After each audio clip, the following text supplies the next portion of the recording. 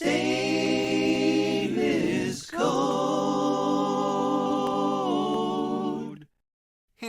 Nerd dice. Welcome to this Stateless Codecast. This is episode number 48 in our series nerddice.com, where we build a Ruby on Rails application for tabletop role-playing management.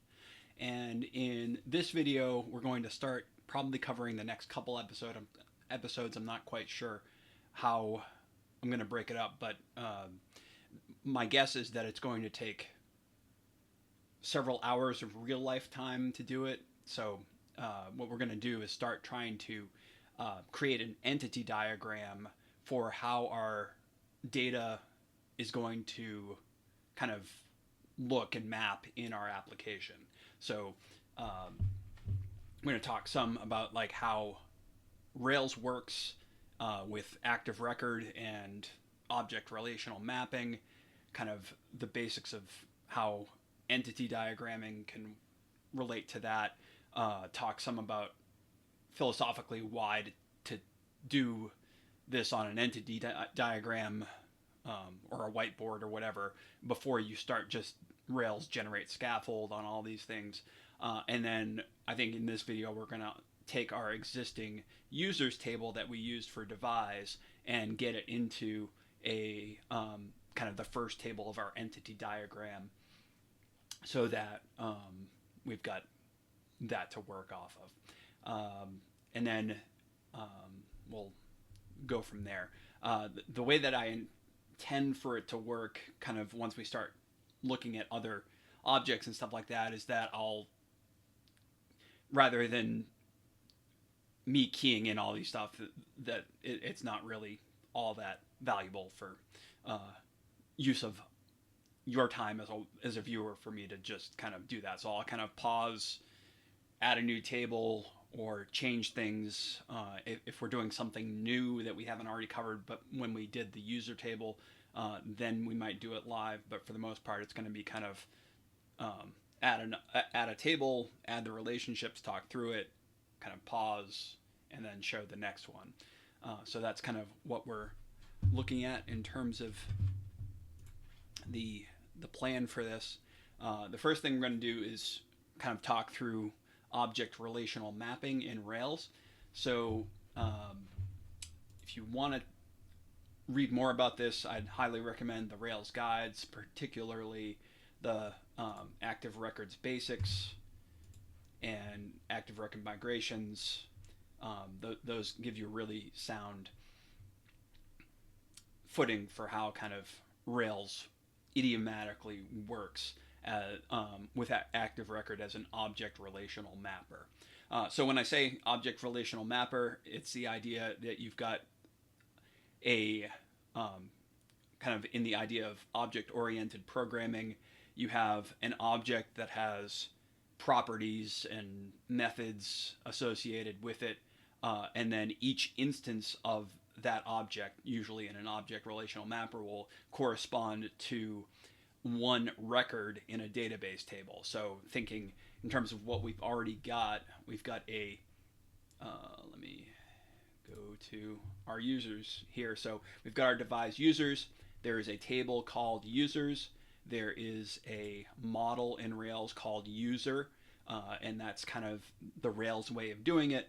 If you deviate from that, you wind up having to do kind of more configuration and maintenance. So I would highly recommend kind of sticking with the Rails convention on this. So you have a class called user, you have a database table called users, and then each of the columns in that table correspond to a property. So each one of those user records will be an instance of the user object, and each one of these database columns will have a property associated with it. And then you can do things in your model that, let's say, you've got a calculated thing that you want to use as a field, doesn't require kind of, you've got a formulaic way of determining it. You wouldn't need to do that as a database column necessarily. So you can kind of add those things in to your model and then kind of each one of these things will persist. You've got the relationships between tables, so we only have one table so far, but in my Getting Started with Rails 7 series, which I'll link to in the show notes for this, we had the idea of an article and comments in the Getting Started with Rails 7, Getting Started with Rails guide. We went through that whole guide in the series and then did a couple other things on it with stimulus and action text and broadcasting using some of those other things. But anyway, you've got in that app, you've got, and I can just pull it up here, stateless code, repositories, Rails 7 Getting Started. And then if we go to DB schema, so we've got more stuff going on here. So the active storage blobs, as I noted, those blobs and attachments got added when we kind of after the Getting Started guide, when we went in and added some rich text and some ability to do some of that. But typically we've got the articles table, title, status. We move the body into that action text model instead of it being a database attribute. So like when we do our entity diagramming, we'll have some of those things like say a spell description or something like that is going to wind up being more of that active storage blobs type of deal. And so we'll probably still put it in our entity diagram, but kind of note that it's a rich text or whatever virtual attribute, or an avatar is a kind of going to be an active storage image, those sorts of things. But anyway, you've got your articles. It by default will have an ID as a big integer, and then in the comments it has article ID null false. If we go and look at our models here, we've got article has many comments, dependent destroy. So this is creating kind of a strict foreign key relationship between on comments to article. So you can't have comments that don't exist when the article doesn't exist. So when you delete, destroy an article, the associated comments from that will also get destroyed. And then comment, likewise, belongs to article, and then we added this broadcasts to article to get the idea of you're on the article page and a comment is added, it will real time using Rails Hotwire give the latest comments even if you're not refreshing the page. And then we also we had this post model where we did the kind of the alternative route. So we went through the Rails guide way of doing it and then showed, hey, you can just do Rails generate scaffold and get a similar type of end result there.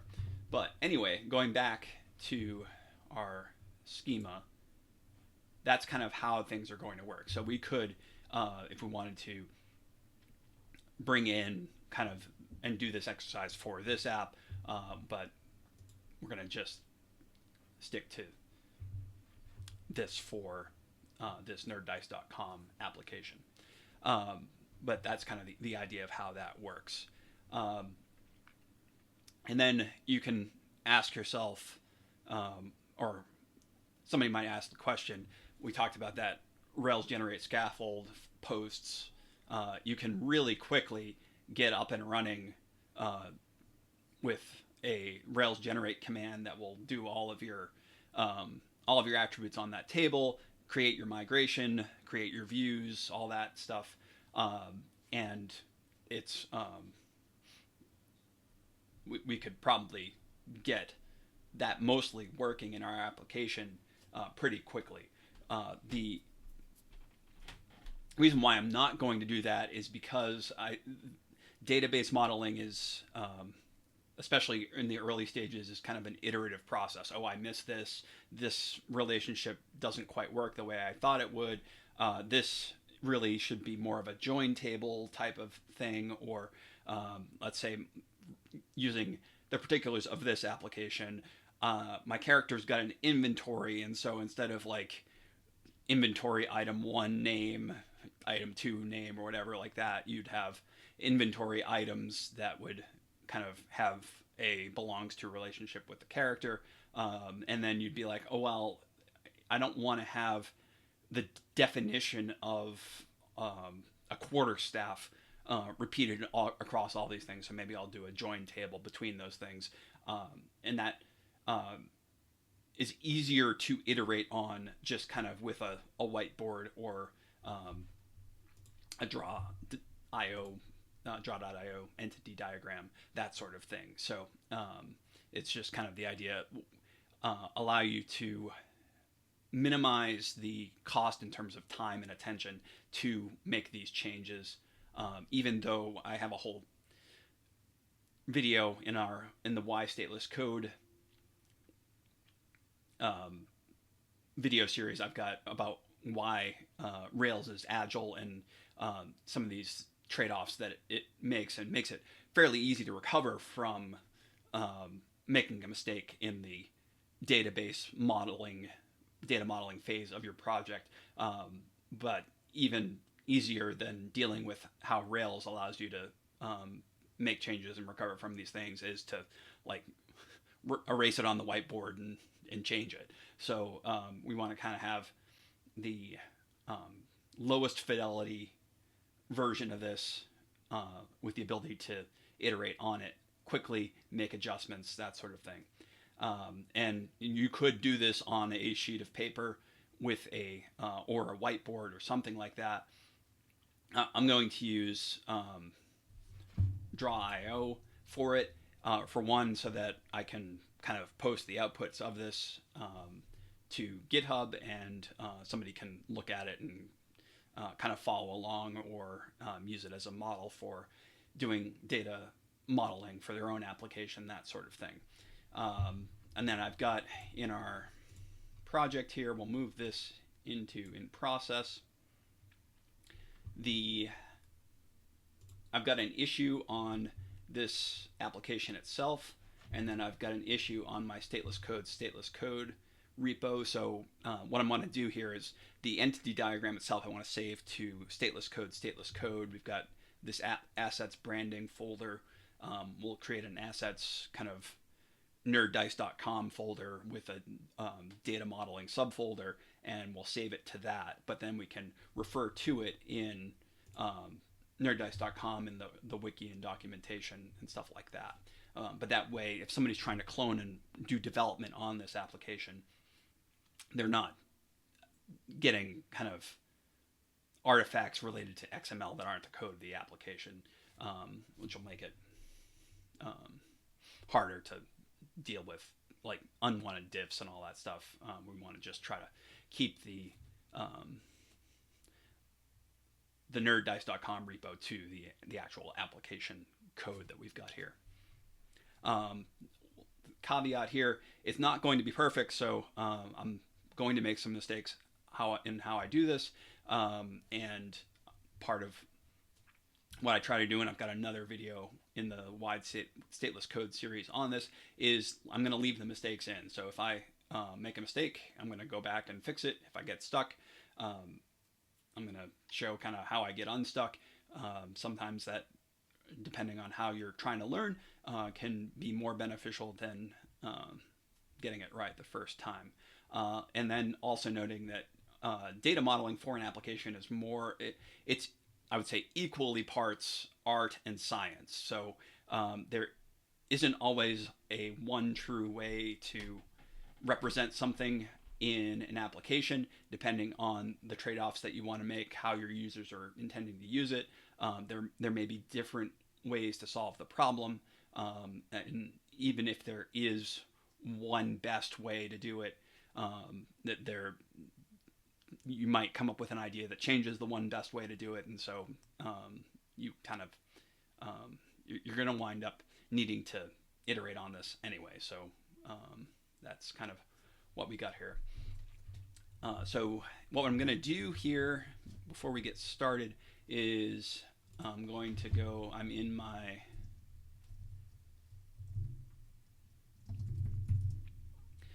my stateless code / stateless code repo here.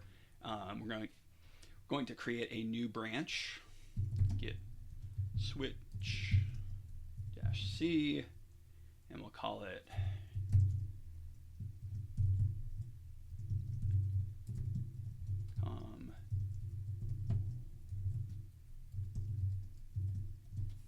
entity diagram 1. So we've got this new branch now, and what we're going to do is I'm going to try to take that users table that I was showing. We'll get back to nerddice.com.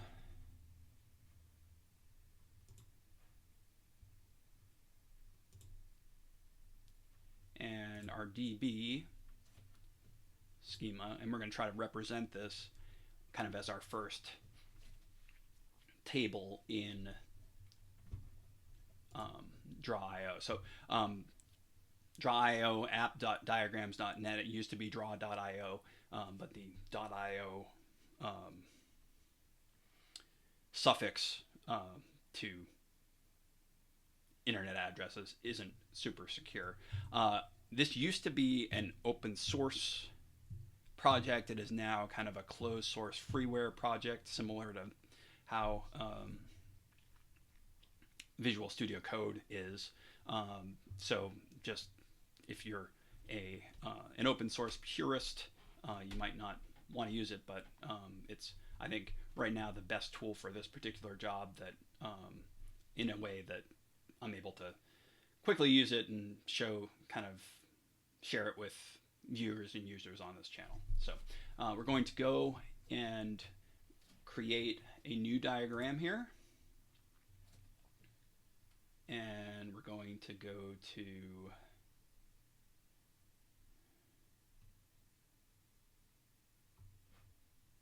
entity relationship diagram and hit create here. All right. I'll pause and get this into the correct folder. All right, I'm back. So I don't have these subdirectories, so I'm going to show kind of how I'm going to do this. I'm in the repo here. I'm going to use the makedir-p to get kind of all of the intermediate directories I need here. And then go back here, assets, nerddice.com, data model, and we'll call it the model 0, 1. So it starts off with these kind of example tables here for customers, orders, shipments. So we'll just take, let me see if I can do this in a split screen here.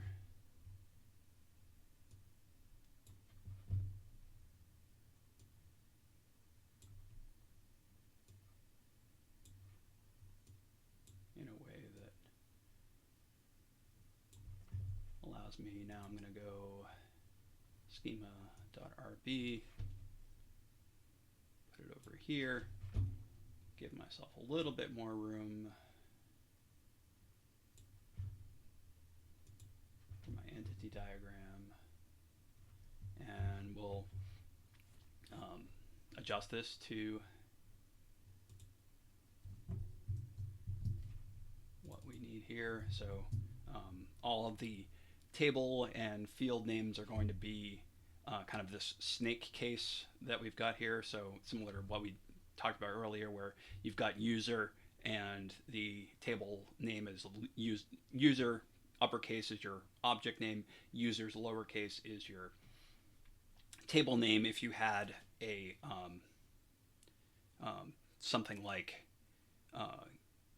spell description that's 2 words, it would be capital S, capital D, and then the table would be underscore descriptions, all lowercase. So we've got that there. Primary key will be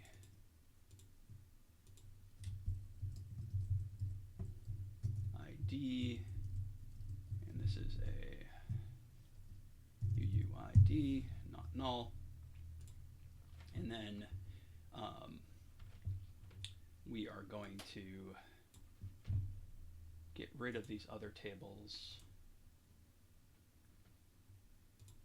and I can just do that. Click on these entity diagrams and stuff like that, the other tables, and then I'm going to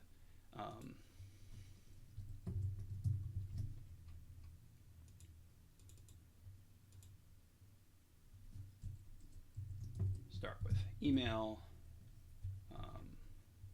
I don't know we're just going to call it string.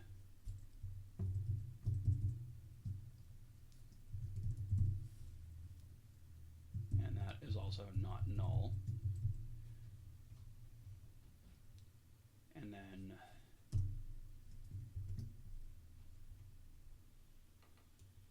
we'll make this bigger. And then I want to add a new field.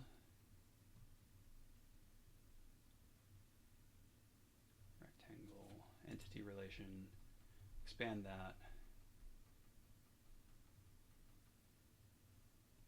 Table row 1. There we go. And we'll say encrypted password.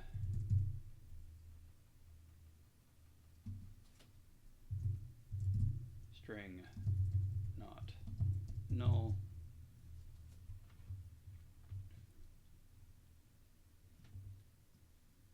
And we'll note that so I'll get the rest of these attributes onto this table.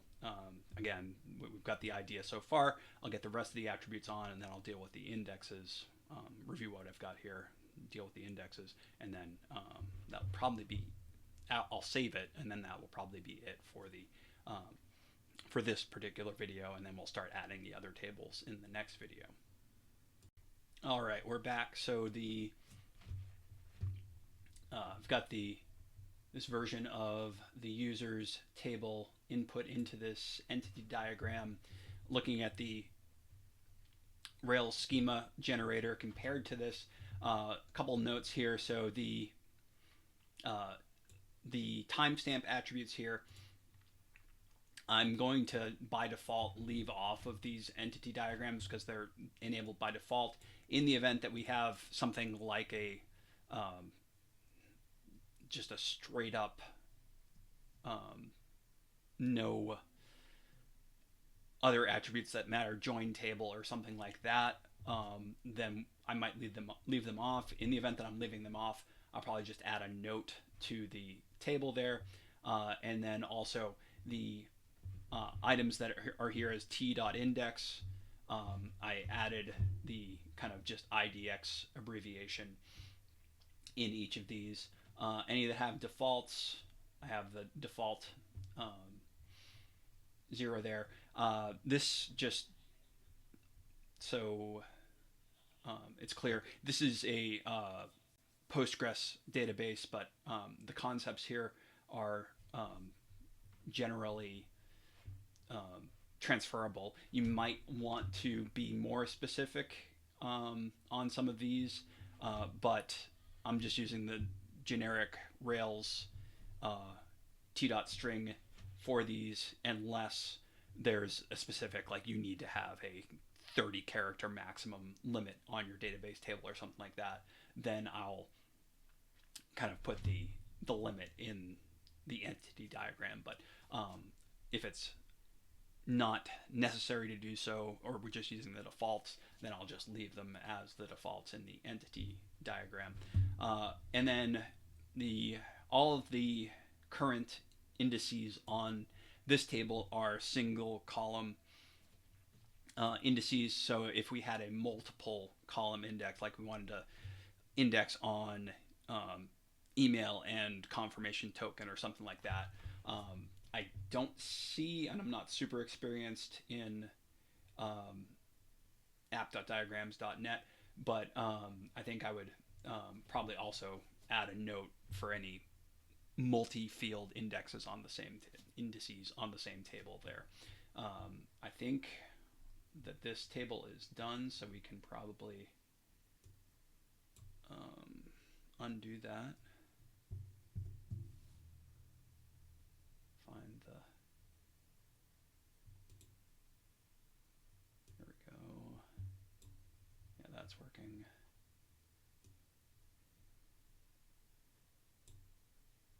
Oh, that didn't work. All right. Let me undo that. Okay.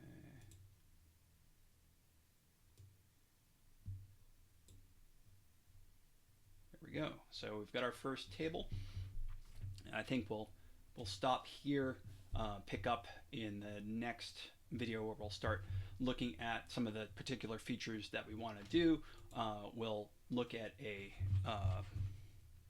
like for example, a D&D character sheet and try to start mapping the attributes of that into database tables and stuff like that. Other things like that that are in our backlog, we'll start to look at the data modeling for. So I think we'll that'll be it for this one. I'll one more thing I guess is I'll just go and show if we go to db migrate, so we've got this devise create users here, and kind of similar to the timestamps and all those other things, add index, and the other types of things. So it translates fairly easily between your Rails migration, your schema.rb file that gets generated when you run your migrations, and then the entity diagram. So see you in the next video. Ruby on Rails 7 is out. Code along on a guided journey through the Rails 7 Getting Started guide and beyond with test-driven development. There has never been a better time to learn Ruby on Rails. Hit the ground running with the newest version. Go to statelesscode.com/getting started with Rails 7 to level up. Thanks for watching this Stateless Codecast. Be sure to like, comment, subscribe, and spread the word. You can follow us on social media at Stateless Code. Until next time, keep coding and don't aggress against peaceful people or vote for others to do so on your behalf.